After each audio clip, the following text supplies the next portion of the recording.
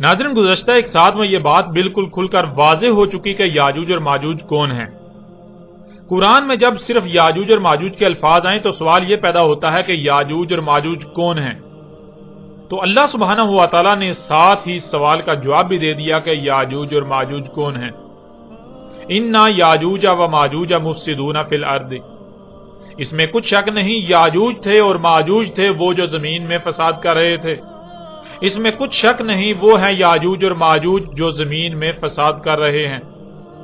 ماضی میں جو لوگ زمین میں فساد کرتے رہے اللہ سبحانہ و تعالیٰ نے انہیں یاجوج اور ماجوج قرار دیا، اور جو لوگ اس قرآن کے نزول کے بعد الساعۃ کے قیام کے قریب زمین میں فساد کریں گے وہ ہیں یاجوج اور ماجوج۔ آپ گزشتہ ایک ساتھ میں یہ بات بھی بالکل کھل کر جان چکے کہ اس قرآن میں اللہ سبحانہ و تعالیٰ نے اس قرآن کو احسن الحدیث کہا۔ اللہ نزل احسن الحدیث، یعنی یہ قرآن اپنے نزول سے لے کر الساعۃ کے قیام تک کی احسن تاریخ ہے، ایسی بہترین تاریخ کہ اس سے بہتر تاریخ کوئی اور ہو ہی نہیں سکتی۔ اور اس قرآن میں اللہ سبحانہ و تعالی نے مسئلوں سے تاریخ بیان کی۔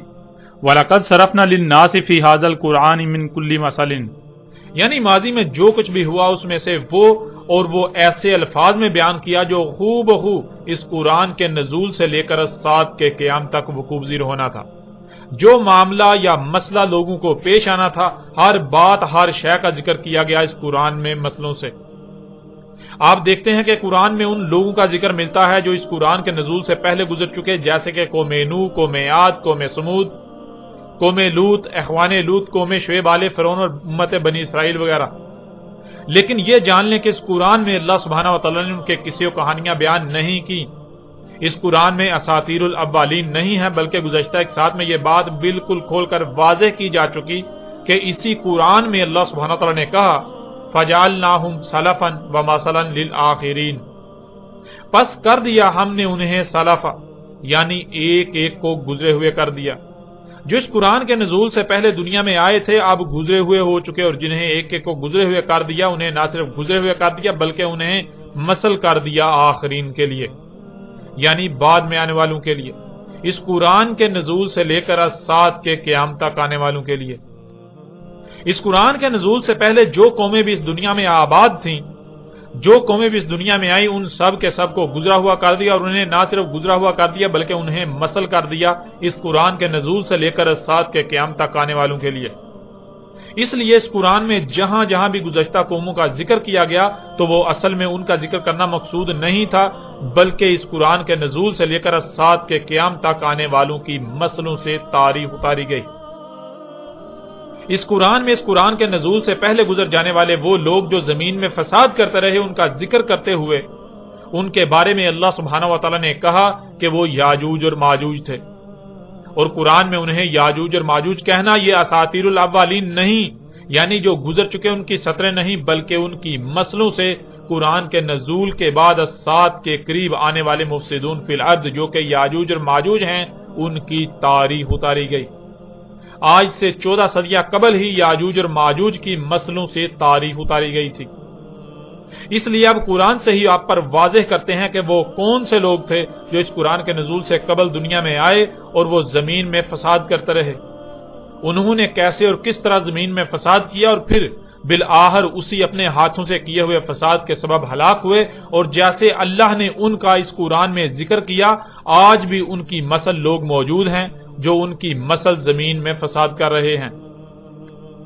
ناظرین، یہ اللہ کا قانون ہے کہ اللہ نے ہر قوم کے شروع اور آخر میں رسول بھیجا، یعنی اللہ کا قانون ہے کہ اللہ کسی بھی قوم، کسی بھی امت کے شروع میں ایک رسول اور پھر اس کے آخر میں بھی ایک رسول پیش کرتا ہے۔ رسول بھیجا جاتا ہے بینات کے ساتھ، یعنی رسول آ کر سب کچھ کھول کھول کر واضح کر دیتا ہے۔ کسی بھی قوم کے شروع میں جب رسول پیش کیا جاتا ہے تو رسول آ کر انسانوں پر ان کی اس دنیا میں موجودگی کا مقصد اور اس مقصد کو پورا کیسے کرنا ہے، اگر اس مقصد کو پہچان کر جان کر اسے پورا نہیں کیا جاتا تو اس کے نقصانات کیا ہوں گے، کن کن تباہیوں ہلاکتوں کا سامنا کرنا پڑے گا، سب کچھ کھول کھول کر واضح کرتا ہے۔ جب آپ زمین و آسمانوں میں غور کریں تو آپ کو زمین و آسمانوں میں کوئی ایک بھی شے ایسی نہیں ملے گی جس کی تخلیق کا کوئی نہ کوئی مقصد نہ ہو۔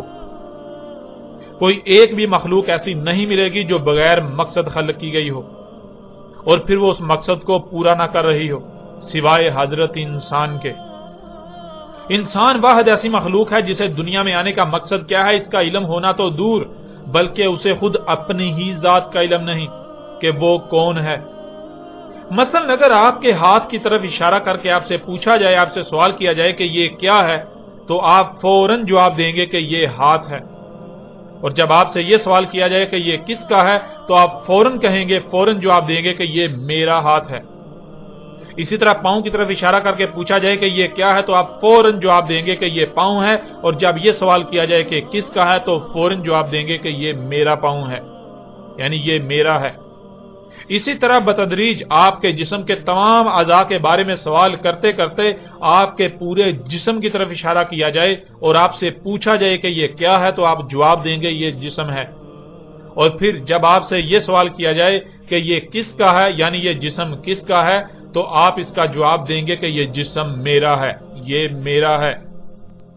آپ اس جسم کو بالکل ایسے ہی میرا کہیں گے جیسے آپ کے پاس کوئی بکری، کوئی جانور یا کوئی شے جو آپ کی ملکیت ہو تو اس کے بارے میں پوچھا جائے کہ یہ کس کی ہے تو آپ کہیں گے یہ میری ہے، یعنی اس شے کو آپ اپنا وجود نہیں قرار دے رہے، آپ اس شے کو اپنا وجود نہیں کہہ رہے، آپ اس شے کو اپنا آپ نہیں کہہ رہے، آپ یہ نہیں کہہ رہے کہ یہ میں ہوں، بلکہ آپ کہتے ہیں کہ یہ میری ہے، آپ اس کی ملکیت کا دعویٰ کر رہے ہیں۔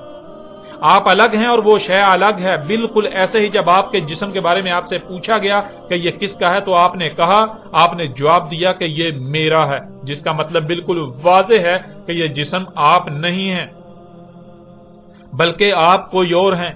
آپ اس جسم کی ملکیت کا دعویٰ کر رہے ہیں بالکل ایسے ہی جیسے آپ نے اس بکری، جانور یا اس شے کے بارے میں دعویٰ کیا کہ یہ میری شے ہے، یہ جسم آپ نہیں ہیں۔ اور اگر اس قدر حق واضح ہو جانے کے باوجود بھی کوئی یہ کہتا ہے، کوئی یہ کہے کہ یہ جسم ہی میں ہوں، تو پھر سوال یہ پیدا ہوتا ہے کہ اس جسم سے پہلے تم کیا تھے، کون تھے، کہاں تھے؟ اور جب یہ جسم میں میرا کرنا چھوڑ دیتا ہے، یعنی اس کی موت ہو جاتی ہے، تو تب تم کہاں جاتے ہو؟ وہ کہاں چلا جاتا ہے جو میں میرا کہہ رہا ہوتا ہے؟ وہ کون ہے؟ جب بھی کسی سے یہ سوال کیا جائے کہ اب بتاؤ کہ تم کون ہو، وہ کون ہے جو اس جسم کو میرا کہہ رہا ہے، تو شاید ہی کسی کے پاس اس سوال کا جواب ہو، کیونکہ اس سے پہلے تک تقریباً ہر انسان اسی 5 سے 6 فٹ کے جسم کو اپنا آپ ہی سمجھتا رہا اور اپنی ہی ذات کو بھولا رہا۔ اسے علم ہی نہیں تھا کہ یہ جسم وہ نہیں بلکہ یہ جسم اس کا ہے، جس وجہ سے اس کے پاس اس سوال کا جواب ہی نہیں ہوگا کہ وہ کون ہے، اس کی اپنی حقیقت کیا ہے۔ جس سے یہ بات بالکل کھل کر واضح ہو جاتی ہے کہ حضرت انسان تو خود اپنی ہی ذات کو بھول چکا ہے، وہ اپنے آپ کو ہی ایسے بھولا ہوا ہے جیسے کہ اس کا اپنا کوئی وجود ہی نہ ہو، اور وہ آج تک اس 5 سے 6 فٹ کے مادی جسم کو اپنا آپ سمجھتا رہا۔ ناظرین، یہ معنی ہے عربی کے لفظ انسان کے۔ انسان کے معنی ہیں جو اپنی ہی ذات کو پورے کا پورا بھولا ہوا ہے۔ اب جسے اپنی ہی ذات کا علم نہیں، بلا اسے یہ کیسے علم ہو سکتا ہے کہ اس مادی بشری جسم کے ساتھ اس دنیا میں وہ کیا لینے آیا، کیا کرنے آیا، اس کی تخلیق کا مقصد کیا ہے؟ یوں انسان کو جب اس مقصد کا ہی علم نہیں تو وہ اس مقصد کو پورا کیسے کر پائے گا؟ وہ اس مقصد کو پورا ہی نہیں کر پائے گا۔ اسی حقیقت کو رسول آ کر واضح کرتا ہے کہ دیکھو، زمین و آسمانوں میں کوئی ایک بھی مخلوق ایسی نہیں جو بے مقصد خلق کی گئی ہو۔ زمین و آسمانوں میں جو کچھ بھی ہے اس کی تخلیق کا کوئی نہ کوئی مقصد ضرور ہے، اور اس مقصد کو پورا کرنے کے لیے ہر مخلوق کا اپنا اپنا مقام ہے۔ جب تک تمام کی تمام مخلوقات اپنے اپنے مقام پر رہتے ہوئے اپنی اپنی ذمہ داری کو پورا کریں گی، تب ہی وہ مقصد پورا ہوگا جس مقصد کے لیے انہیں خلق کیا گیا۔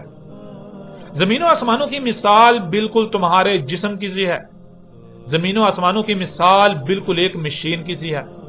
جیسے تمہارا جسم لا تعداد مخلوقات کا مجموعہ ہے، بہت سے اعضاء ہیں جن کا آپس میں گہرا ربط ہے، ہر عضو اور ہر عضو میں تمام کی تمام مخلوقات کا اپنا اپنا مقام و ذمہ داری ہے، جسے پورا کرنے کے لیے ان کی ضروریات ہیں، اور ان کی ضروریات بھی الگ الگ ہیں، ان کی مقدار اور معیار بھی الگ الگ ہے۔ جب تک ان کی ضروریات کا معیار اور مقدار ٹھیک رہے گی، وہ اپنے اپنے مقام پر رہتے ہوئے اپنی اپنی ذمہ داری کو پورا کر پائیں گی۔ جس سے جسم ایک بہترین میزان یعنی توازن قائم ہے اور قائم رہے گا۔ اور اگر جسم میں کوئی ایک بھی مخلوق اپنے مقام سے ہٹ جاتی ہے، اپنی ذمہ داری کو پورا نہیں کرتی یا سستی اور لاپرواہی کرتی ہے، تو جسم میں قائم توازن بگڑ جائے گا، جس سے جسم میں خرابیاں اور بالآخر جسم ایک بڑی تباہی یعنی موت سے دوچار ہو جائے گا، بیکار ہو جائے گا۔ بالکل یہی مثال زمین و آسمانوں کی ہے۔ اس حقیقت کے کھلنے پر جب انسان زمین و آسمانوں میں غور و فکر کرتا ہے تو وہ دیکھتا ہے کہ سوائے اس کے یعنی سوائے انسان کے تمام کی تمام مخلوقات نہ ہی اپنے مقام سے ہٹتی ہیں اور نہ ہی وہ کسی قسم کی کمی کجی یا کوتاہی کرتی ہیں۔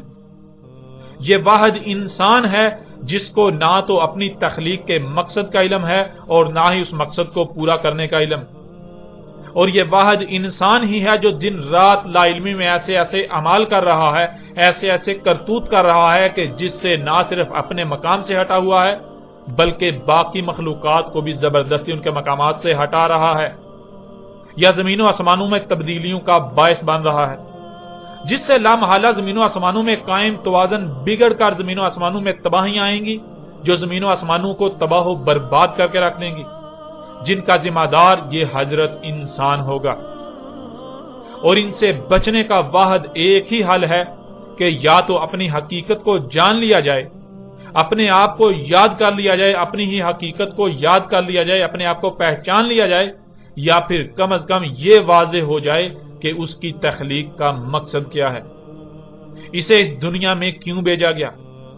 یوں انسان دو گروہوں میں تقسیم ہو جاتے ہیں، ایک وہ جن کا مقصد یہ بن جاتا ہے کہ وہ اپنی ذات کو پہچانیں، اپنی ذات کو یاد کریں، اپنے آپ کو یاد کریں کہ وہ کون ہیں، کیا ہیں، ان کا اول و آخر کیا ہے، ان کی حقیقت کیا ہے۔ یوں باقی تمام تر راز و حقائق خود بخود واضح ہو جائیں گے۔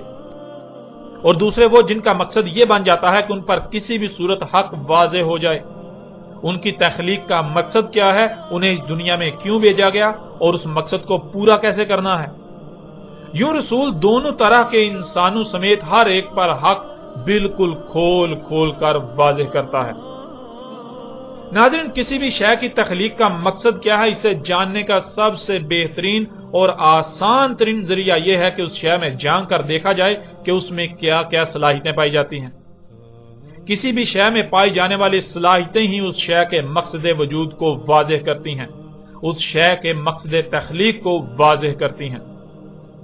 مثلا آپ دیکھتے ہیں کہ کتا اور بکری دونوں ہی جانور ہیں، دونوں ہی مادے سے وجود میں آئے، لیکن آپ جو کام کتے سے لیتے ہیں یا کتے سے لے سکتے ہیں وہی کام آپ بکری سے نہیں لے سکتے۔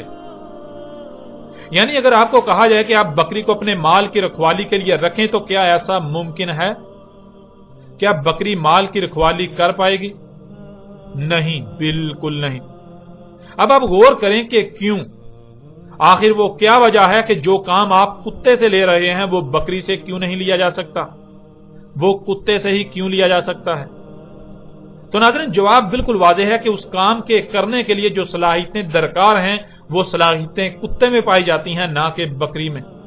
اگر وہی صلاحیتیں اور خصوصیات بکری میں پائی جائیں تو بکری سے وہی کام لیا جا سکتا ہے، اور اگر وہ صلاحیتیں کتے میں نہ ہوں تو کتے سے وہ کام نہیں لیا جا سکتا، جس سے یہ بات بالکل کھل کر واضح ہو جاتی ہے کہ مال کی رکھوالی کے لیے کتے کا ہونا شرط نہیں ہے، کتے کا ہونا لازم نہیں ہے، بلکہ صلاحیتوں کا ہونا لازم ہے، صلاحیتوں کا ہونا شرط ہے۔ جس میں وہ صلاحیتیں پائی جائیں گی اس سے وہ کام لیا جائے گا۔ کسی بھی شے میں موجود صلاحیتیں اس کے مقصد وجود، اس کے مقصد تخلیق کو واضح کر دیتی ہیں۔ ایسے ہی اگر آپ کو پیاس لگتی ہے تو کیا آپ آگ سے پیاس بجھا سکتے ہیں، یا پھر صرف اور صرف اس شے سے پیاس بجھا سکتے ہیں جس میں پیاس بجھانے کی صلاحیتیں موجود ہوں؟ جیسے کھانا پکانے کے لیے آگ کا ہونا لازم نہیں بلکہ حرارت کا ہونا شرط ہے، جس شے میں بھی ایسی صلاحیتیں پائی جائیں اس سے کھانا پکایا جا سکتا ہے۔ اگر آگ میں وہ صلاحیتیں نہ پائی جائیں تو اس سے کھانا نہیں پکایا جائے گا، نہ ہی کھانا پکایا جا سکتا ہے۔ کھانا پکانے کا مقصد اس سے پورا نہیں کیا جا سکتا، بلکہ کھانا پکانے کا مقصد صرف اور صرف وہی شے پورا کر سکتی ہے جس میں وہ صلاحیتیں موجود ہوں۔ یعنی ناظرین، آپ کسی بھی قسم کی کوئی مثال سامنے رکھ لیجئے تو آپ پر یہ بات بالکل کھل کر واضح ہو جائے گی کہ کسی بھی شے کا مقصد تخلیق کیا ہے، مقصد وجود کیا ہے، اسے جاننے کا سب سے آسان اور بہترین ذریعہ یہ ہے کہ اس شے میں پائی جانے والی صلاحیتوں کو جان لیا جائے۔ جب اس شے میں پائی جانے والی صلاحیتوں کو جان لیا جائے گا تو وہ صلاحیتیں خود بخود اس شے کے مقصد تخلیق کو واضح کر دیں گی۔ زمین و آسمانوں میں ہر شے کو نہ صرف اس کے مقصد تخلیق کا علم ہے بلکہ وہ اپنے اپنے مقام پر رہتے ہوئے اپنے اپنے مقصد کو پورا بھی کر رہی ہیں، سوائے حضرت انسان کے۔ انسان کا مقصد تخلیق کیا ہے، اس کو جاننے کے لیے اس میں موجود صلاحیتوں کو جاننا ہوگا، اور انسان چونکہ بشر ہے تو جب اس بشر میں غور کیا جائے تو بالکل کھل کر واضح ہو جاتا ہے کہ زمین و آسمانوں میں اس بشر کی مثال کسی مشین، کسی گاڑی کے خالق و مالک اور ڈرائیور کسی ہے۔ اس بشر میں زمین و آسمانوں میں خلق کرنے کی صلاحیتیں ہیں، مالک بننے کی صلاحیتیں ہیں، نظام چلانے کی صلاحیتیں ہیں۔ جیسے آپ اپنے ہی وجود میں غور کریں تو آپ پر یہ بات بالکل واضح ہو جائے گی کہ آپ کے جسم میں ہر عضو کا اپنا اپنا مقصد ہے۔ ٹانگوں کا مقصد جسم کو ادھر سے ادھر لے جانا، ہاتھوں کا مقصد جسم کے لیے کچھ بھی کرنا، دل کا مقصد جسم کے لیے دھڑکنا، آنکھوں کا مقصد جسم کے لیے دیکھنا، کانوں کا مقصد جسم کے لیے سننا، دماغ کا مقصد پورے جسم یعنی پورے وجود کا نظام چلانا، پورے جسم کی دیکھ بھال کرنا۔ تو جیسے جسم میں دماغ کی اہمیت و حیثیت ہے، بالکل یہی اہمیت و حیثیت زمین و آسمانوں کی مخلوقات میں اس بشر کی ہے۔ بشر کا مقصد زمین و آسمانوں کا نظام چلانا ہے۔ اب جب کہ یہ بات بالکل واضح ہو چکی کہ انسان میں زمین و آسمانوں کا نظام چلانے کی صلاحیتیں ہیں، خالق و مالک بننے کی صلاحیتیں ہیں، تو پھر اس میں کوئی شک نہیں رہتا کہ اس کا مقصد تخلیق زمین و آسمانوں کی دیکھ بھال کرنا تھا، ان کا نظام چلانا تھا۔ زمین و آسمانوں میں کسی بھی قسم کی کوئی تبدیلی نہ ہو، ان میں کہیں بھی کوئی چھیڑ چھاڑ نہ کر سکے، زمین و آسمانوں میں ہر شے کو اس کے مقام پر ہی رہنے دینا، ان کی حفاظت کرنا تھا۔ جیسے ہاتھ جسم کی حفاظت کرتے ہیں، جسم کو کسی بھی نقصان سے بچاتے ہیں، نقصان سے محفوظ رکھتے ہیں، بالکل ایسے ہی اس بشر کی تخلیق کا مقصد زمین و آسمانوں کی حفاظت کرنا تھا، انہیں کسی بھی قسم کے نقصان سے محفوظ رکھنا تھا۔ اور ناظرین، یہی ہر رسول نے آ کر واضح کیا، یہی ہر رسول نے آ کر کہا، جیسا کہ آپ سورہ البقرہ کی آیت نمبر 21 کو اپنی آنکھوں سے سکرین پر دیکھ رہے ہیں۔ یا ایھا الناس اعبدوا ربکم الذی خلقکم والذین من قبلکم، اے لوگو کس کی عبادت کر رہے ہو؟ جو رب تھا تمہارا اس کی عبادت کرو۔ یعنی تمہیں جو کچھ بھی عطا کیا گیا، جو بھی صلاحیتیں دی گئیں، جو کچھ بھی دیا گیا، تم اس کا استعمال کس کے لیے کر رہے ہو؟ کس کے پیچھے، کس کے حصول میں ان سب کا استعمال کر رہے ہو؟ اس کے پیچھے، اس کے لیے ان سب کا استعمال کرو جس نے تمہیں وجود دیا، اور یہ سب جس نے تمہیں عطا کیا۔ تمہارا رب تھا وہ ذات جس نے تمہیں خلق کیا اور ان لوگوں کو خلق کیا جو تم سے پہلے تھے۔ پھر اسی طرح سورہ ال عمران کی آیت نمبر 51 میں اللہ سبحانہ وتعالی کا کہنا ہے، ان اللہ ربی و ربکم فاعبدوہ ھذا صراط مستقیم۔ یعنی جو بھی رسول آیا تو ہر رسول کی دعوت یہی رہی، اس میں کچھ شک نہیں، اللہ تھا میرا رب اور تمہارا رب۔ کس کی عبادت یعنی غلامی کر رہے ہو؟ پس اسی کی عبادت کرو، اسی کی غلامی کرو، یہ ہے صراط المستقیم۔ یعنی یہ ہے وہ لائن جسے قائم کرنے کے لیے تمہیں دنیا میں لایا گیا، تمہیں وجود دیا گیا۔ سورہ المائدہ کی آیت نمبر 72 میں ہے کہ یہی عیسیٰ ابن مریم علیہ السلام نے بنی اسرائیل کو کہا، وقال المسیح یا بنی اسرائیل اعبدوا اللہ ربی و ربکم، اور کہا تھا المسیح نے یعنی عیسیٰ ابن مریم نے، اے بنی اسرائیل کس کی عبادت کر رہے ہو؟ کس کے عبد بنے ہوئے ہو؟ اللہ تھا جس کی عبادت کرنی ہے، جس کا عبد بننا ہے۔ اللہ وہ تھا جو میرا رب ہے اور تمہارا رب۔ اس طرح سورہ الاعراف کی آیت نمبر 59 میں ہے کہ یہی نوح علیہ السلام نے اپنی قوم سے کہا، لقد ارسلنا نوحا الی قومہ فقال یا قوم اعبدوا اللہ ما لکم من الہ غیرہ، تحقیق کے بھیجا ہم نے نوح کو اس کی قوم کی طرف، پس کہا تھا نوح نے، اے میری قوم کس کی عبادت کر رہے ہو؟ کس کے عبد بنے ہوئے ہو؟ اللہ تھا جس کی عبادت کرنی ہے، جس کا عبد بننا ہے۔ نہیں ہے تمہارے لیے جتنے بھی الہ ہیں ان میں سے اس کے علاوہ کوئی الہ، یعنی تمہیں جو کچھ بھی دیا گیا، ذہانت ہو، مال ہو، اولاد ہو، یا جو کچھ بھی ہو، جو کچھ بھی تمہیں دیا گیا، تو دیکھو یہ سب تمہیں کس نے دیا؟ کیا فطرت نے ہی تمہیں وجود نہیں دیا؟ فطرت ہی وہ ذات نہیں جس نے تمہیں یہ سب عطا کیا؟ فطرت نے ہی تم میں یہ سب صلاحیتیں نہیں رکھی؟ تو پھر ان سب کا استعمال کیا ہے، کس مقصد کے لیے، کس کے پیچھے ان سب کا استعمال کرنا ہے، اس کا فیصلہ کرنے کا اختیار اور حق کس کو ہونا چاہیے؟ یہ حق کس کا ہے؟ کیا اس کے علاوہ کوئی بھی ایسا ہے جس کی بات مان کر، جس کے کہے کے مطابق ان سب کا استعمال کیا جائے؟ نہیں، بالکل نہیں۔ جب یہ سب اسی ذات نے عطا کیا تو پھر ظاہر ہے اس نے یہ سب جس مقصد کے لیے عطا کیا اسی کو علم ہے، اور اسی کے فیصلے پر عمل کرتے ہوئے ان سب کا استعمال کرو۔ سورہ الاعراف کی آیت نمبر 65 میں ہے کہ یہی ہود علیہ السلام نے قوم عاد سے کہا، وَإِلَىٰ عَادٍ أَخَاهُمْ هُودًا قَالَ يَا قَوْمِ اعْبُدُوا اللَّهَ مَا لَكُم مِّنْ إِلَٰهٍ غَيْرُهُ۔ سورہ الاعراف کی آیت نمبر 73 میں ہے کہ یہی صالح علیہ السلام نے قوم سمود سے کہا، وَإِلَىٰ ثَمُودَ أَخَاهُمْ صَالِحًا قَالَ يَا قَوْمِ اعْبُدُوا اللَّهَ مَا لَكُم مِّنْ إِلَٰهٍ غَيْرُهُ۔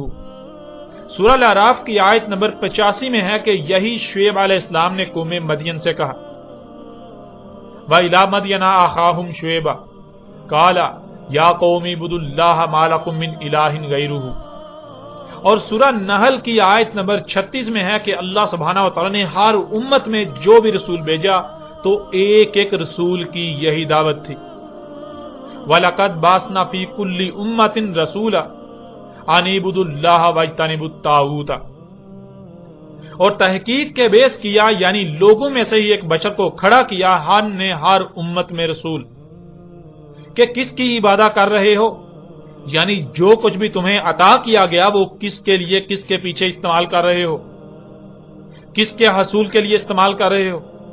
اللہ تھا جس نے تمہیں یہ سب عطا کیا، اور اسی کے لیے اس کے کہے کے مطابق ان سب کا استعمال کرو، اور بچو ہر اس شے سے جس کے پیچھے ان میں سے کسی بھی صلاحیت یا جو بھی تمہیں عطا کیا گیا استعمال کرنا اس سے، یعنی اللہ سے بغاوت ہے۔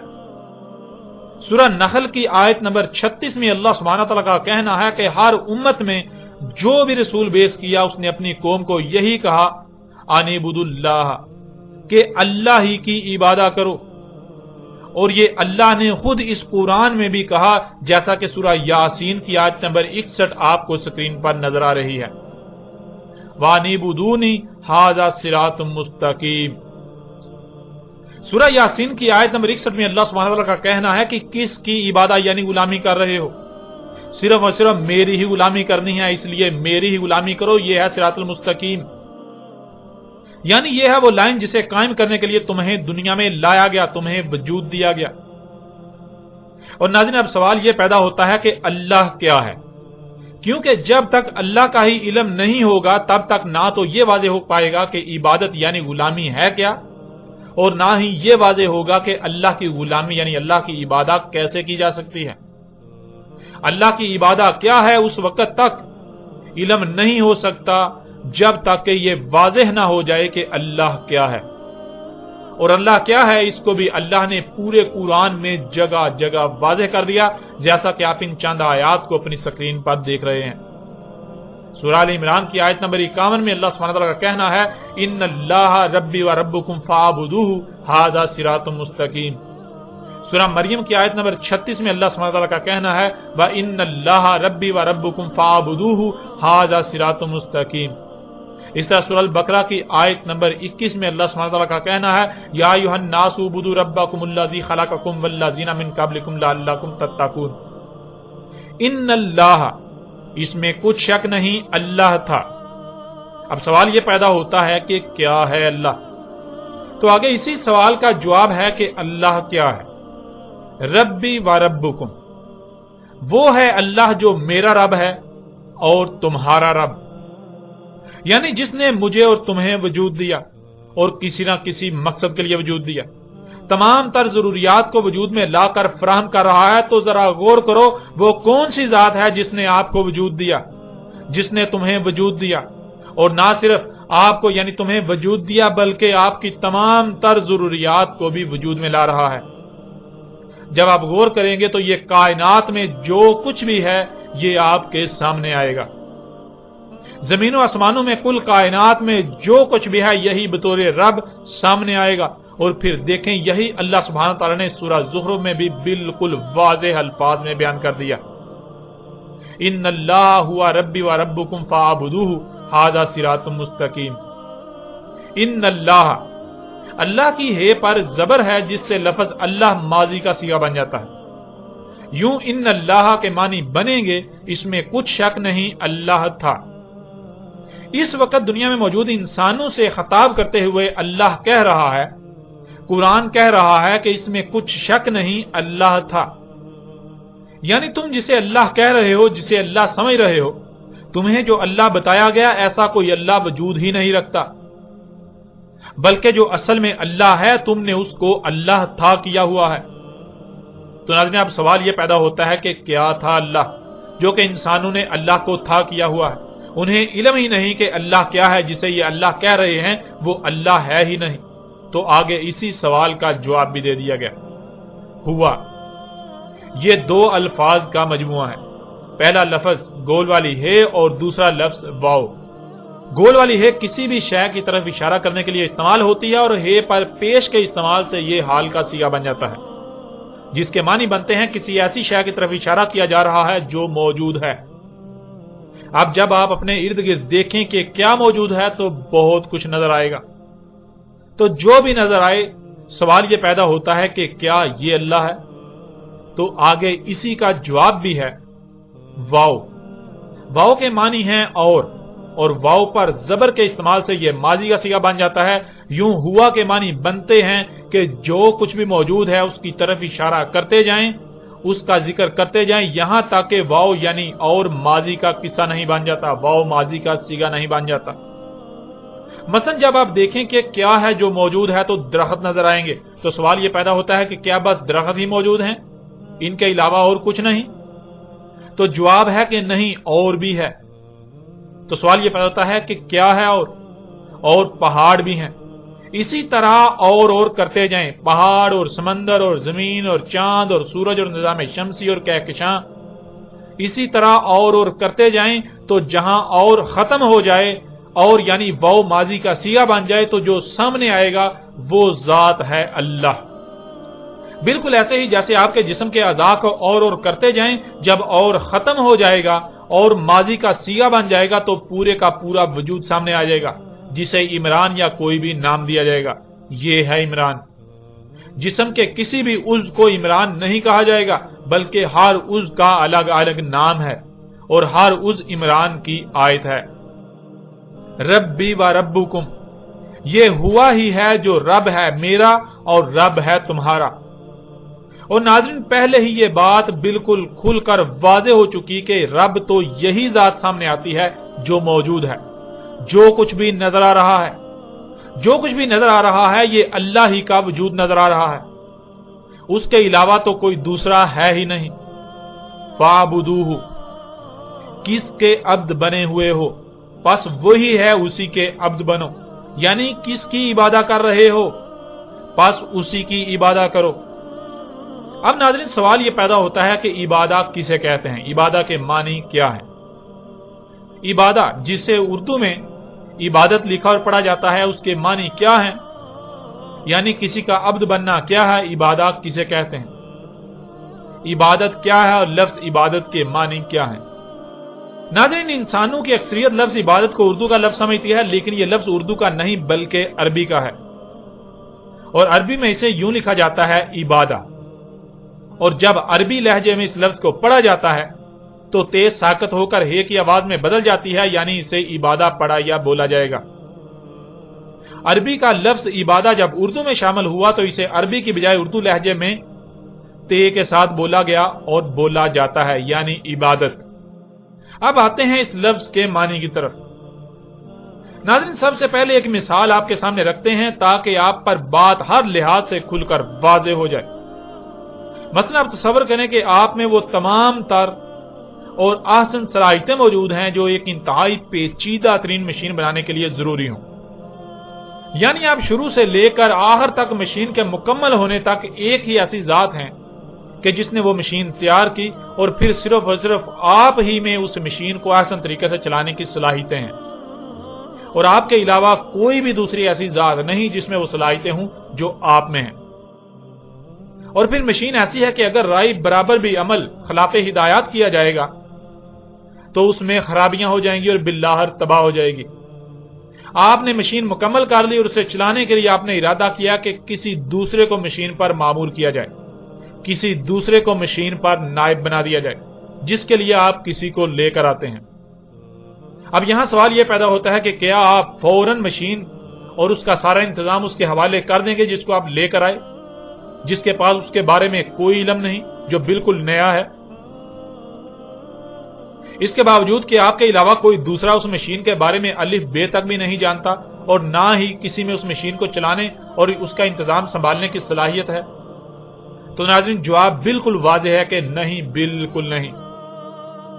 آپ فوراً مشین اور اس کا انتظام اس کے حوالے نہیں کریں گے، بلکہ آپ سب سے پہلے وہ صلاحیتیں اسے عطا کریں گے جو اس مشین کو چلانے کے لیے حاصل ہونا ضروری ہیں، جو کہ لامحدود نہیں بلکہ محدود ہوں گی اس مشین کے انتظام چلانے کی حد تک۔ یوں آپ اس کو وہ تمام صلاحیتیں دیتے ہیں جو اس مشین کو چلانے اور اس کا انتظام سنبھالنے کے لیے ضروری ہیں۔ اب ناظرین سوال یہ پیدا ہوتا ہے کہ اگر آپ نے اسے یہ تمام صلاحیتیں عطا کی تو کیوں؟ کیا ان صلاحیتوں کے عطا کرنے کا کوئی مقصد نہیں ہوگا؟ نہیں، بلکہ آپ نے اسے وہ محدود صلاحیتیں خاص مقصد کے لیے دی تاکہ وہ ان صلاحیتوں سے اس مقصد کو پورا کرے جس مقصد کے لیے وہ صلاحیتیں اسے دی گئیں، اور اس پر فرض ہے کہ وہ ان صلاحیتوں کو صرف اور صرف اسی مقصد کے لیے استعمال کرے جس مقصد کے لیے اسے وہ صلاحیتیں دی گئیں، کیونکہ اگر وہ ان صلاحیتوں کا رائے برابر بھی اپنی مرضی کے مطابق استعمال کرے گا تو مشین میں خرابیاں اور بالآخر تباہ ہو جائے گی۔ مالک نے جو صلاحیتیں دی ان صلاحیتوں کا خالص اسی مقصد کے لیے استعمال کرنا جس مقصد کے لیے مالک نے عطا کی، یہ عربی میں عبادت یا عبادت کہلاتا ہے، اور اردو میں اسے غلامی، جسے اردو میں بھی زیادہ تر عبادت کہا اور لکھا جاتا ہے۔ اللہ سبحانہ و تعالی جو کہ آپ کا رب ہے، اور رب کون ہے یہ بالکل واضح ہو چکا کہ ایک ہی ذات ہے۔ اللہ کی ذات اور ہر طرف اسی کا وجود نظر آ رہا ہے۔ اللہ نے انسان کو جتنی بھی نعمتیں دیں، جو بھی صلاحیتیں دیں، جو کچھ بھی عطا کیا، ایک تو وہ محدود ہیں اور دوسرا یہ کہ ان سب کے عطا کرنے کا کوئی نہ کوئی مقصد ضرور ہے۔ جیسے ہمارے ہاتھ، پاؤں، آنکھیں، کان، ناک سمیت جتنے بھی جسم کے اعضاء ہیں، پھر ہمارے کھانے کے لیے، ہماری ضروریات کو پورا کرنے کے لیے جو کچھ بھی ہمیں خلق کر کے عطا کر رہا ہے، خواہ وہ سانس لینے کے لیے آکسیجن ہی کیوں نہ ہو، ہمارے سوچنے سمجھنے، غور و فکر کرنے، تدبر و تفکر کرنے، کچھ بھی کرنے کی صلاحیتیں، مال و دولت یا اولاد ہی کیوں نہ ہو، یہ سب کچھ محدود اور کسی نہ کسی مقصد کے لیے عطا کیا۔ اگر ہم ان تمام نعمتوں اور صلاحیتوں کو خالص اسی مقصد کے لیے استعمال کرتے ہیں جس مقصد کے لیے اللہ نے عطا کی، اور رائے برابر بھی اپنی مرضی، اپنی خواہشات کی تکمیل کے لیے استعمال نہیں کرتے، تو یہ اللہ کی عبادت کہلائے گی، جسے اردو میں غلامی یا عبادت کہتے ہیں اور فارسی میں بندگی کہا جاتا ہے۔ یہ اللہ کی عبادت، اللہ کی غلامی، اللہ کی بندگی ہوگی۔ اور اگر ان نعمتوں، ان صلاحیتوں یا جو کچھ بھی اللہ نے عطا کیا اللہ کے واضح کردہ مقصد کے علاوہ کسی اور مقصد کے لیے استعمال کریں گے تو وہ اسی شے کی عبادت کہلائے گی جس کے پیچھے اور جس کے لیے، جس کے حصول کے لیے، جس کی خاطر ان نعمتوں اور صلاحیتوں کا استعمال کریں گے۔ اگر آپ اپنی ان صلاحیتوں جن میں ذہانت بھی ہے، اس ذہانت کو مال و دولت اور دنیاوی مال و متاع کے حصول کے لیے استعمال کرتے ہیں تو وہ اسی کی عبادت کر رہے ہیں۔ کوئی شخص ایسا کر رہا ہے تو وہ اسی کی عبادت کر رہا ہے جس کے پیچھے وہ اپنی ان صلاحیتوں کا استعمال کر رہا ہے، جس کے حصول کے لیے، جس کے پیچھے ان صلاحیتوں کا استعمال کر رہا ہے، اور ایسا انسان اس شے کا عبد کہلائے گا، یعنی غلام کہلائے گا۔ اور جس کے پیچھے اس نے ان صلاحیتوں، ان نعمتوں کا استعمال کیا، وہ شے، وہ ذات اس کا الہ کہلائے گی۔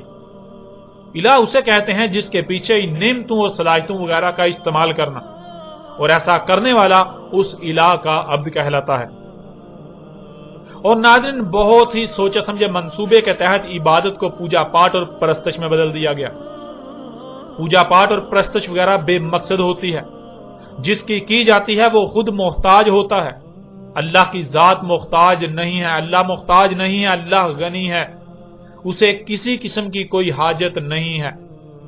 اگر وہ انسانوں کو کوئی حکم دیتا ہے تو اس میں ان کا اپنا ہی فائدہ یا اپنا ہی نقصان پنہاں ہوتا ہے۔ اللہ سبحان ہے، یعنی اللہ اسے پاک ہے، وہ کوئی ایسا حکم دے جو بے مقصد ہو۔ جب تک یہ علم نہ ہوگا کہ اللہ نے یہ تمام نعمتیں اور صلاحیتیں کس مقصد کے لیے عطا کی تو ان کا اس مقصد کے لیے استعمال کیسے کیا جا سکتا ہے؟ اور جب کہ سب کے سب انسان دن رات ان کا استعمال کر رہے ہیں تو پھر یہ سوچنا اور غور و فکر کرنا چاہیے کہ کیوں خود ہی کو دھوکہ دیا جا رہا ہے اور نہ جانے دن رات کتنے الہوں کی عبادت میں مصروف ہیں۔ ان اللہ ہوا ربی و ربکم فاعبدوہ ھذا صراط مستقیم۔ اس میں کچھ شک نہیں، اللہ تھا۔ اب سوال یہ پیدا ہوتا ہے کون تھا اللہ؟ اللہ یہ نہیں ہے جسے تم اللہ کہہ رہے ہو، جسے تم اللہ سمجھ رہے ہو، جسے تم اللہ بنائے ہوئے ہو، بلکہ یہ تو تمہارے اپنے خود ساختہ اللہ کے نام پر گڑے ہوئے عقائد و نظریات ہیں۔ تم اپنے عقائد و نظریات کو اللہ کہہ رہے ہو جن کا اللہ کے ساتھ کوئی تعلق نہیں۔ جسے تم اللہ کہتے ہو، جو نقشہ تم نے اللہ کے بارے میں اپنے دماغوں میں گڑ رکھا ہے وہ محض تمہارے دماغوں کی اختراع ہے، اس کا حق کے ساتھ کوئی تعلق نہیں۔ اللہ کو تو تم نے تھا کیا ہوا ہے، اور اللہ کیا ہے آگے اسی سوال کا جواب بھی اللہ سبحانہ تعالیٰ نے دے دیا۔ ہوا ہے اللہ، یعنی جو کچھ بھی موجود ہے اور کرتے جاؤ یہاں تک کہ اور ختم ہو کر ماضی کا صیغہ بن جائے تو جو ذات سامنے آئے گی وہ ہے اللہ۔ یہی وہ ذات ہے ربی و ربکم، میرا رب اور تمہارا رب۔ یعنی غور کرو، کیا تمہیں اسی نے وجود نہیں دیا؟ اور پھر دیکھو تمہاری ضروریات کیا ہیں؟ تمہارے سانس لینے کے لیے آکسیجن، پینے کے لیے پانی، کھانے کے لیے گوشت سمیت طرح طرح کے پھل، سبزیاں، فروٹ وغیرہ، تمہاری سواری کی ضرورت کو پورا کرنے کے لیے گدھے، گھوڑے، خچر، رہنے کے لیے زمین، اور جو کچھ بھی تمہاری ضروریات ہیں۔ ذرا غور کرو ان کو کون ہے جو وجود میں لا رہا ہے؟ کیا وہی ذات ان سب کو وجود میں نہیں لا رہی جو ہر طرف نظر آ رہی ہے، جنہیں تم مخلوقات کا نام دیتے ہو؟ جب اسی نے وجود دیا اور یہی ذات تمہاری تمام تر ضروریات کو وجود میں لا رہی ہے تو پھر رب کون ہوا؟ اس کے علاوہ رب کون ہوا؟ اور ذرا غور کرو، یہی ذات نہیں، یہی فطرت نہیں جس نے تم میں صلاحیتیں رکھی، تمہیں تمام تر صلاحیتیں دی؟ جب اسی نے تم میں صلاحیتیں رکھی تو اس نے جو کچھ بھی تمہیں عطا کیا وہ کس مقصد کے لیے عطا کیا؟ ذرا غور کرو، تمہاری ذات میں تمہارے ہاتھ کس کے لیے ہیں؟ کیا تمہاری اپنی ہی ذات کی حفاظت کے لیے ہیں یا کسی دوسرے کے لیے؟ تمہاری ذات میں تمہاری زبان کا مقصد کیا ہے؟ تمہارے ہی وجود کی ترجمانی یا پھر کسی دوسرے کی؟ تمہاری ذات میں تمہارے دل کا مقصد کیا ہے؟ کسی دوسرے کے لیے دھڑکنا یا پھر تمہارے لیے؟ اسی طرح کسی بھی عضو کی مثال لے لو، تم اپنے ہی جسم میں کسی بھی خلق کی، کسی بھی مخلوق کی مثال لے لو، تو جس ذات نے، فطرت نے تمہیں وجود دیا اس نے کسی اور کے لیے تمہیں وجود دیا؟ ایسا کیسے ہو سکتا ہے؟ جو بھی صلاحیتیں اس نے تمہیں دیں کیا کسی اور کے استعمال کے لیے، کسی اور کے پیچھے استعمال کرنے کے لیے دیں یا پھر اسی وجود کے لیے جس نے تمہیں یہ سب صلاحیتیں دیں؟ جب وجود اس ذات نے دیا، تمام تر صلاحیتیں یا جو کچھ بھی ہے اسی ذات نے عطا کی، تو پھر جو کچھ بھی اس نے عطا کیا اس کا استعمال اس کے علاوہ کسی اور کے لیے کرو، یہ حق ہو سکتا ہے؟ یا وہ ذات تمہیں اس بات کی اجازت دے گی؟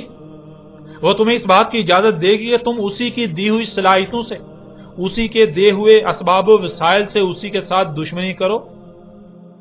فاعبدوہ، ذرا غور تو کرو کیا کر رہے ہو، کس کی غلامی کر رہے ہو؟ یہ جو کچھ بھی تم کر رہے ہو، تمہیں جو صلاحیتیں دی، جو مال دیا، جو اولاد دی، جو ذہانت دی، جو زندگی دی، جو صحت دی، جو وقت دیا، تمہیں سانس لینے کے لیے آکسیجن، کھانے کے لیے پھل سبزیاں، پینے کے لیے پانی، رہنے کے لیے زمین، آرام کرنے کے لیے رات بنائی، اور جو کچھ بھی تمہیں عطا کیا ذرا غور تو کرو، جس نے تمہیں عطا کیا کیا اسی کے لیے ان سب کا استعمال کر رہے ہو یا پھر اس کے ساتھ دشمنی میں ان سب کا استعمال کر رہے ہو؟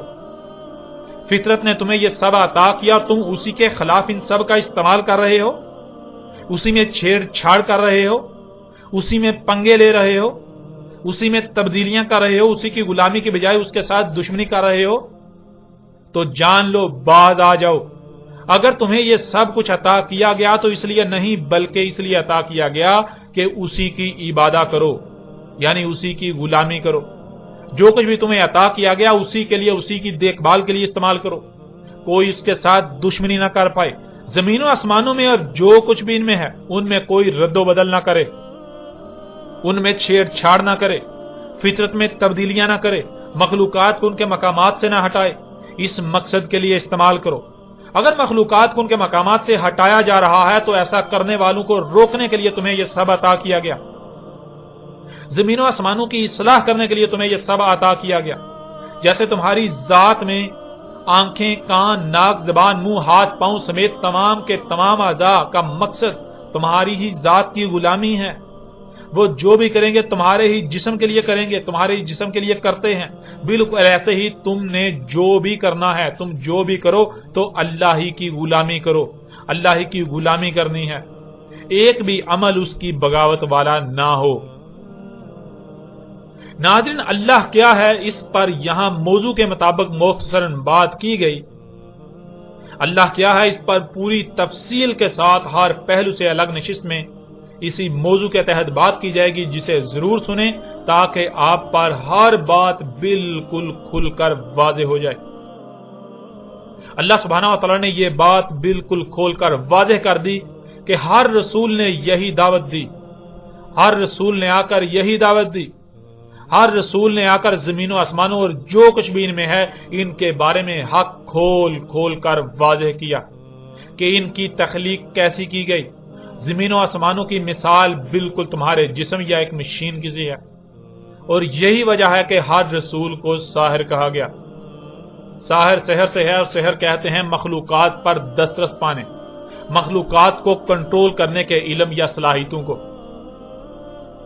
اور ساحر کہتے ہیں اس شخص کو جس کے پاس ایسا علم یا صلاحیتیں ہوتی ہیں جن سے مخلوقات پر دسترس پائی جا سکے، ان پر کنٹرول پایا جا سکے، انہیں اپنے ماتحت کیا جا سکے، اور وہ اس علم کو مخلوقات کو مسخر کرنے، ان پر دسترس پانے، ان کو کنٹرول کرنے کے لیے استعمال کرے۔ موجودہ دور میں اس علم کو سائنس، اور جن کے پاس یہ علم یا صلاحیتیں موجود ہیں انہیں سائنسدان کہا جاتا ہے۔ اردو میں سائنسدان، انگلش میں سائنٹسٹ، اور عربی میں اس قرآن میں اللہ سبحانہ تعالیٰ نے لفظ ساحر کا استعمال کیا۔ آپ قرآن اٹھا کر دیکھ لیں، پورے کا پورا قرآن زمین و آسمانوں اور جو کچھ بھی ان میں ہے ان کے بارے میں بات کرتا ہے۔ ہر رسول کی دعوت بھی یہی تھی۔ نہ تو قرآن میں کسی پوجا پاٹ کا ذکر ہے اور نہ ہی کسی ایک بھی رسول نے پوجا پاٹ کی دعوت دی۔ گزشتہ ایک سال میں آپ پر یہ بات بھی بالکل کھول کر واضح کی جا چکی کہ اللہ سبحانہ و تعالیٰ صرف اور صرف تب ہی رسول بیعث کرتا ہے جب اس سے پہلے انسان 100% گمراہی میں ہوتے ہیں، نور کی ایک کرن بھی نہیں ہوتی، کسی کو بھی نہیں علم ہوتا کہ حق کیا ہے، ہر کوئی باطل پر ہوتا ہے۔ اس کے باوجود ہر کوئی خود کو اہل حق سمجھ رہا ہوتا ہے، اور ہر بار یہی وجہ بنی کہ رسول نے آ کر جب حق واضح کیا تو رسول کو سائنسدان کہا گیا کہ یہ تو ساری سائنسی باتیں کرتا ہے، اور دین تو سائنس نہیں بلکہ دین تو پوجا پاٹ کا نام ہے، جس پر ہم نے اپنے آباء و اجداد کو پایا، جس پر یہ ایک لفظ بھی بیان نہیں کرتا، اس لیے اسے تو دین کا علم ہی نہیں، یہ تو دین کی الف بے سے بھی واقف نہیں۔ حالانکہ حقیقت اس کے بالکل برعکس ہوتی ہے کہ انسانوں کو دین کی الف بے کا بھی علم نہیں ہوتا، وہ جو کچھ انہیں ان کے آباء و اجداد سے نسل در نسل منتقل ہوا اسے ہی دین سمجھ رہے ہوتے ہیں، حالانکہ وہ دلال مبین میں ہوتے ہیں، وہ دلال مبین ہوتی ہیں، 100% گمراہیاں ہوتی ہیں، ان کو حق کا بالکل علم نہیں ہوتا۔ اور ان کے برعکس جب رسول آ کر حق بیان کرتا ہے تو انسانوں کی اکثریت رسول کی دشمن بن جاتی ہے۔ ناظرین، ہر امت میں، ہر قوم کے شروع میں آنے والے رسول نے یہ حق کھول کھول کر واضح کیا اور پہلے ہی آگاہ کر دیا کہ اگر تم فطرت سے بغاوت کرو گے، اللہ کی حدود سے تجاوز کرو گے تو جان لو اللہ نے زمین و آسمانوں کو ایسا خلق کیا کہ زمین و آسمانوں میں لا تعداد مخلوقات ایسی ہیں جو غیب ہیں، جن کے قریب بھی نہیں جانا، جن کو نظر انداز کرنا ہے، یعنی جنہیں تم سے چھپا دیا گیا، اور کثیر تعداد ایسی مخلوقات بھی ہے جو متشابہات ہیں، یعنی بالکل سامنے نظر تو آ رہی ہیں لیکن ان کا مقصد کیا ہے اس کا علم تمہیں نہیں دیا گیا، یا پھر ان کی تخلیق یا مزید مکمل ان کے بارے میں تمہیں علم نہیں دیا گیا۔ اس لیے اگر وہ سامنے ہیں بھی تو تم نے ان کے پیچھے نہیں پڑنا، ان کو نظر انداز کرنا ہے، اس لیے کہ اگر تم اللہ کی لگائی ہوئی حدود سے تجاوز کرتے ہو تو ایک وقت ایسا آئے گا جب اللہ نے جو تم سے چھپا دیا وہ تم پر کھلنا شروع ہو جائے گا، وہ غیب نہیں رہے گا، جب ایک شے سامنے آئے گی تو پھر وہ ایک نہیں بلکہ حادثاتی طور پر اللہ کے غیب سے مخلوقات کا سامنے آنے والا ایک نہ ختم ہونے والا سلسلہ شروع ہو جائے گا۔ تم دن بدن بڑھتے ہی جاؤ گے، فطرت سے بغاوت میں بڑھتے ہی جاؤ گے، یہاں تک کہ تم ہلاک ہو جاؤ گے۔ تو ناظرین، جب جب انسانوں نے رسولوں کی دعوت سے اعراض کیا، ان کی طرف سے واضح کیے جانے والے حق کو نظر انداز کرتے ہوئے فطرت سے بغاوت کی، فطرت پر انحصار کرنے کے بجائے فطرت میں چھیڑ چھاڑ کرنا شروع کی، تو ایک وقت ایسا آیا جب حادثاتی طور پر اللہ کا غیب ظاہر ہونا شروع ہو گیا۔ جب اللہ کا غیب ظاہر ہونا شروع ہوا تو انسانوں نے ان مخلوقات کو اپنی مرضیوں کے مطابق تعویلات پہنانا شروع کر دیں، یعنی ان مخلوقات کا اپنی مرضی کے مطابق استعمال کرنا شروع کر دیا، یوں زمین میں فساد کرنا شروع کر دیا، یہاں تک کہ وہ زمین میں فساد عظیم کر بیٹھے کہ واپسی کا رستہ بند ہو گیا۔ تو ہر دور میں ایسے لوگوں کو جو فساد فی الارض کرتے ہیں، انہیں اللہ سبحانہ و تعالی نے اس قرآن میں یاجوج اور ماجوج کہا۔ اور پھر ہر امت کے آخر میں جب ان کے اپنے ہی ہاتھوں یعنی یاجوج اور ماجوج کے کیے ہوئے فساد کا بھیانک رد عمل، ان کی سزا عذاب عظیم سر پر آ پہنچا، تو اللہ نے اپنا رسول بھیجا جس نے آ کر پھر وہی سارا حق کھول کھول کر واضح کر دیا اور کھول کھول کر متنبہ کیا کہ اب بھی وقت ہے، فساد کرنے سے باز آ جاؤ، اللہ سے رجوع کرو، ورنہ عذاب تمہارے سر پر کھڑا ہے۔ اور ناظرین، بلا جو ہوں ہی مجرم، وہ کیوں اللہ کے بھیجے ہوئے کی دعوت کو تسلیم کریں گے؟ یہاں تک کہ وہ اسے اللہ کا بھیجا ہوا ہی کیوں تسلیم کریں گے؟ وہ تو ہر لحاظ سے اس کی تکذیب ہی کریں گے، اس کے ساتھ دشمنی ہی کریں گے۔ ناظرین، یہی ماضی میں بھی ہوتا آیا اور یہی آج بھی ہوگا۔ پھر بالآخر رسول کی موجودگی میں عذاب دیا گیا، یاجوج اور ماجوج کو یک لغت عذاب شدید سے ہلاک کر دیا گیا، ان کا نام و نشان تک مٹا دیا گیا، اور رسول اور اس کے ساتھیوں مومنوں یعنی جو رسول کی دعوت کو دل سے تسلیم کر کے اس پر عمل کرنے والے ہوئے، انہیں رسول کے ساتھ عذاب عظیم سے بچا لیا گیا اور پیچھے زمین کا وارث بنا دیا گیا۔ اور ناظرین، یہی سب آج ہونا ہے، یہی سب آج ہونا تھا اور یہی آج ہونے جا رہا ہے۔ یاجوج اور ماجوج کیا ہیں، یہ تب ہی واضح ہونا تھا جب اللہ کے وعدے کے مطابق اس امت کے آخر میں عذاب سر پر آ جانا تھا۔ اس سے پہلے اگر کوئی یاجوج اور ماجوج کے بارے میں رہنمائی کا دعوے دار بنتا ہے تو وہ اللہ کا شریک ہی ہو سکتا ہے، جو اپنی بات اپنے دعوے میں بالکل بے بنیاد اور جھوٹا ہے۔ اس سے پہلے جنہوں نے اللہ کی طرف سے لوگوں کی رہنمائی کرنی تھی، ان پر تو یہ فرض تھا کہ وہ لوگوں کو یہ بتاتے کہ یہ جو تم کر رہے ہو یہ فساد عظیم ہے، یہ فساد فی الارض ہے، اسے نہ انجام دو، فساد فی الارض نہ کرو۔ آج سے 14 صدیاں قبل جب انسان دلال مبین میں تھے، یعنی 100% گمراہیوں میں تھے، کسی ایک کو بھی علم نہیں تھا کہ حق کیا ہے، نور کی ہدایت کی ایک کرن بھی نہیں تھی، تب اللہ سبحانہ وتعالی نے محمد علیہ السلام کو بیعث کیا اور محمد علیہ السلام پر زمین و آسمانوں اور جو کچھ بھی ان میں ہے، ان کے بارے میں تمام کے تمام راز کھول کھول کر واضح کر دیے، اور محمد علیہ السلام نے آسان طریقے سے اپنی ذمہ داری کو نبھایا، انسانوں پر واضح کیا کہ جسے تم دین کا نام دے کر اس پر قائم ہو وہ دین نہیں ہے، بلکہ اس کے بالکل برعکس دین تو فطرت ہے، فطرت پر قائم ہونا ہی اصل مقصد ہے۔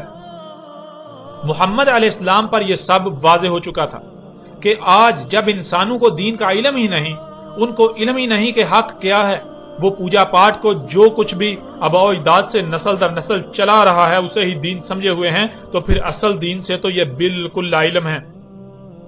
یہ دین کو الگ اور دنیا کو الگ قرار دے کر زیادہ سے زیادہ حصول کے لالچ میں فطرت میں چھیڑ چھاڑ شروع کر چکے ہیں۔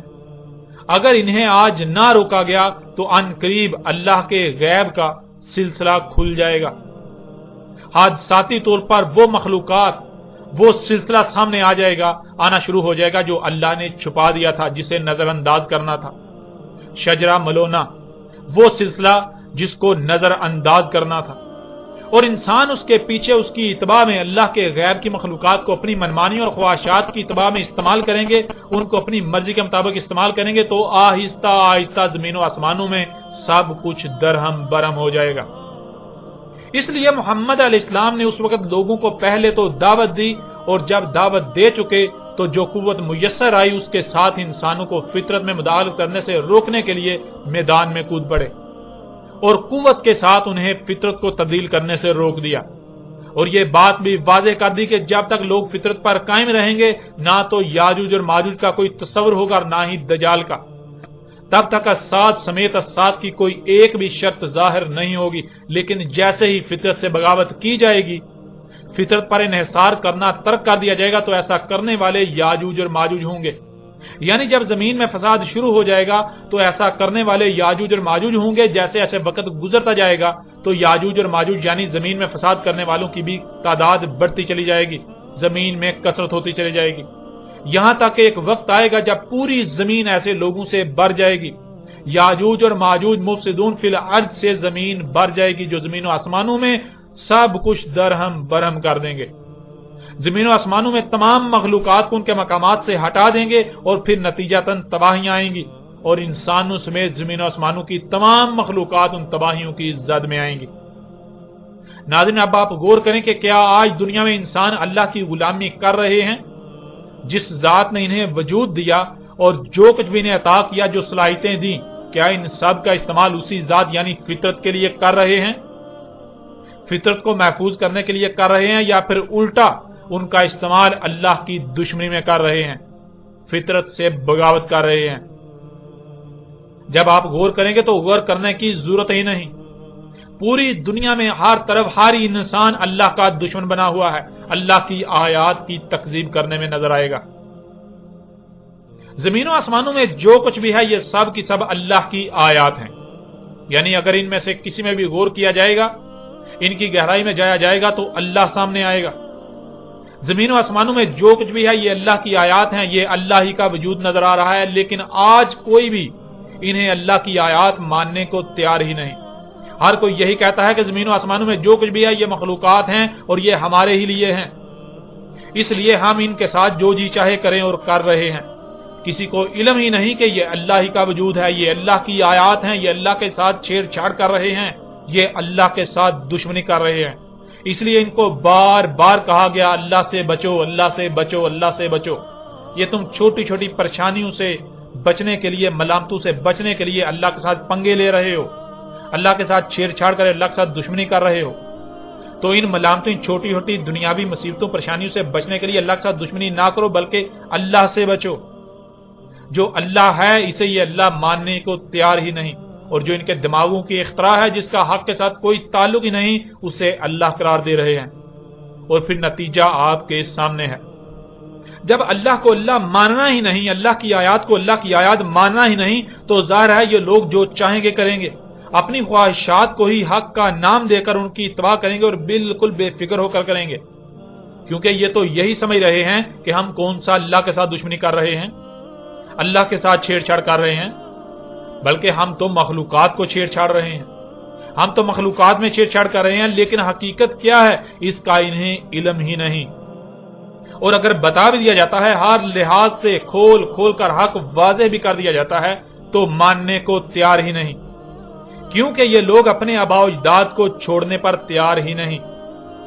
یہی سب گزشتہ ہلاک شدہ اقوام نے کیا، اور آج دنیا کے انسان جس مقام پر پہنچ چکے ہیں، بالکل ایسے ہی اسی مقام پر وہ قومیں بھی پہنچی تھیں جو ان سے پہلے اس زمین پر آباد تھیں، جن کی مسلوں سے اس قرآن میں آج ان موجودہ لوگوں کی تاریخ بیان کی گئی، جن پر اب تفصیل کے ساتھ بات کریں گے، اور بالکل کھول کر واضح کرتے ہیں کہ اللہ سبحانہ و تعالی نے کس طرح مسلوں سے آج کی تاریخ اتاری تھی، قرآن میں یاجوج اور ماجوج پر ہر پہلو سے بات کی تھی۔